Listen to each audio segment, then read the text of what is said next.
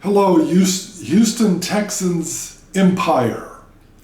A few hours ago, I posted a meme on our Facebook page, and I asked the question: how many of you remember the Oilers back in the late '80s and early '90s? And I got a ton of responses, and obviously there was a lot of people not only that remembered the Oilers back in the late '80s and early '90s, but also the early '80s, the '70s, and some in the '60s. Now, I was alive in the '60s. I'm 62 years old right now. And I was alive. I was a child in the '60s, but I didn't really become a conscious Oilers fan until the '70s when Dan Pastorini was drafted in 1971. And I've been following the Oilers ever since then. And there's a point to this whole thing. There's a reason I asked particularly why, if anybody has remembered the Oilers in the late '80s and early '90s in particular, and I'll tell you why. Because we've been getting a lot of posts on this page about Coach O'Brien, and we have a lot of Coach O'Brien naysayers and a lot of negativity about the state of the Texans as they are right now. Well, if you think things are bad now, and if you're not happy with the way the Texans are now, then I think your perspective might be a little off, and you might want to try to remember the Oilers of the late '80s and early '90s. Now, back in the late '80s, the Oilers had a coach by the name of Jerry Glanville. He was a defensive coordinator in '84 and '85, and in the last two seasons of the last two games of the '85 season, they fired the head coach Hugh Campbell, and then they gave the defensive coordinator, who was Jerry Glanville, the job as the head coach. And that was the end of the '85 season. And then Jerry Glanville coached 4 full seasons with the Oilers: the '86, '87, '88, and '89. The '86 season, he went 5-11. But then in the '87, '88, and '89, he turned it around and put together 3 winning seasons. In '87, he was 9-6. That was a strike year. So we didn't play a full 16-game schedule in 1987 because there was a strike, and we had to get replacement players to play 3 games before the regular players came back. '88, he went 10-6, and '89, he went 9-7. And he made the playoffs all 3 of those years, '87, '88, and '89. Only won 1 playoff game in 1987 when they beat the Seahawks. And after they beat the Seahawks, he announced, we're going to the Super Bowl. And this Jerry Glanville guy was very eccentric, eccentric would be the right word. He would leave tickets at the will call window for people who were dead, like James Dean, He'd wear black on the sidelines. He'd wear all black, wear a black shirt and black pants. And of course, the Oilers' colors were Columbia blue and white. I mean, this guy was a little weird, but to his credit, he put together 3 winning seasons and made the playoffs. But I remember in 1989 in particular, at the end of that season, it was very similar situation. There was a lot of people that wanted Glanville to go.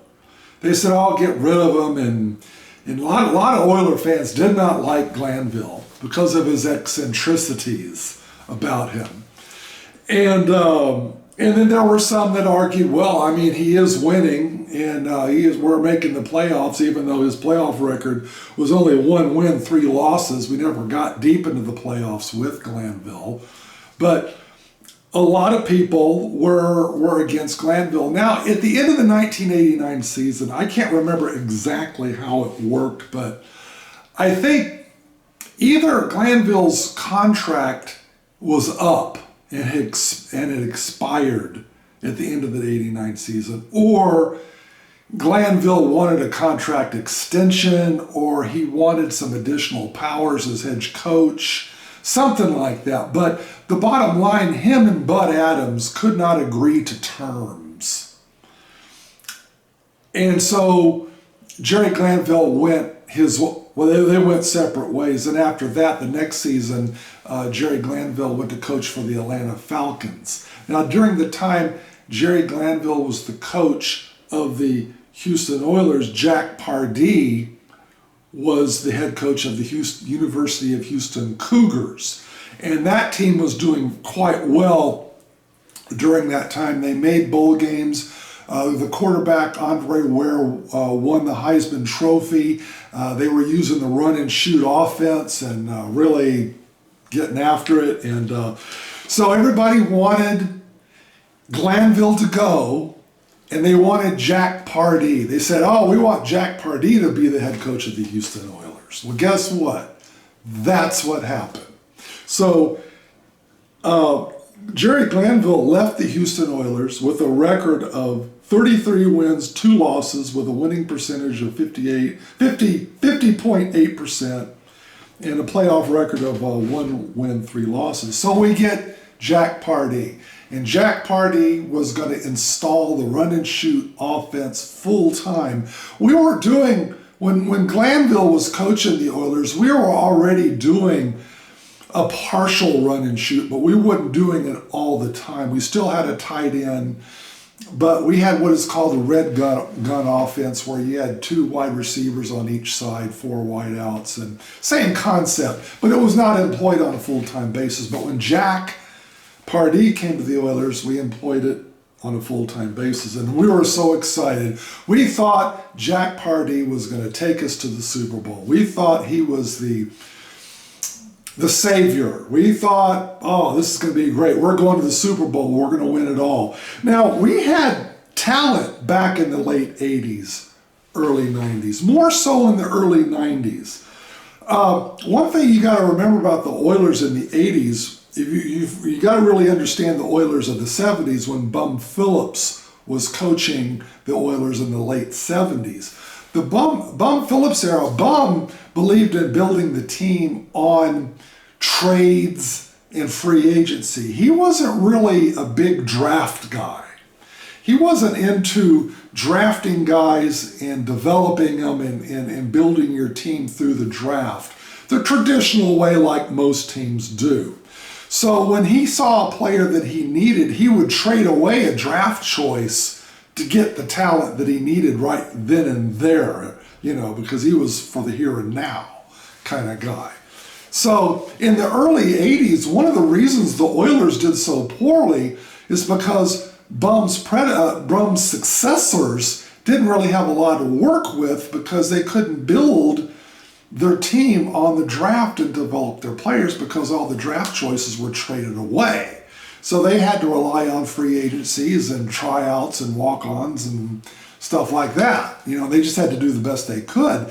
So you didn't really see the Oilers really turn the page until Jerry Glanville came along in '86. And again, his first year as head coach was 5-11. But then after that, they started to be productive.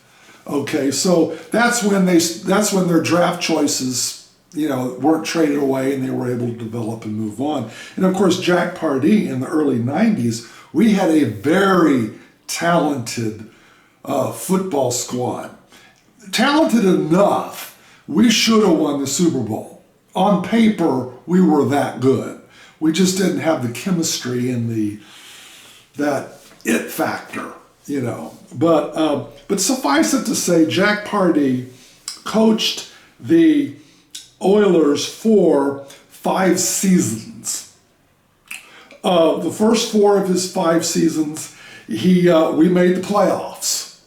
His total record as a Houston Oilers head coach was 43-31 with a winning percentage of 58.1%.